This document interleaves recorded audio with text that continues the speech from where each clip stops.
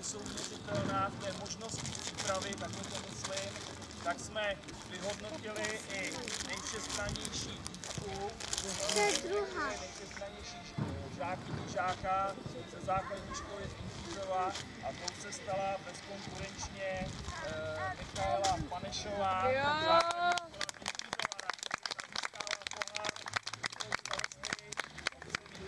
Za nejvšestrannější běně nahoru, Míšo.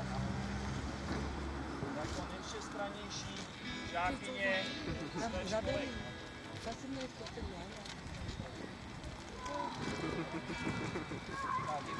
Tak pojď.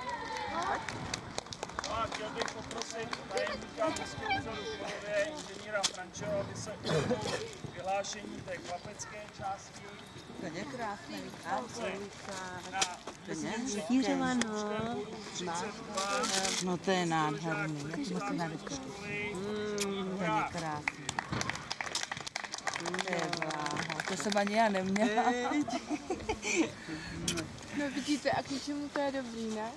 A máš na památku, že je veliká, to budeš mít. byla velmi vyrovnaná až úplně do poslední soutěže klápečského vícebolé. Když jste tam šli. Tam se nevědělo opravdu, Jarku, ty nic? kdo skončí na třetím místě.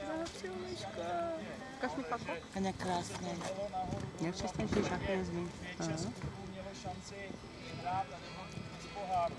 Na místě druhém se stejným součtem 32 bodů, ale Hezký. Nádherný je, Míšo, nádherný. No, protože ty jsi shodovaná, ty jsi jediná z Intířova. Vyhrála vlastně.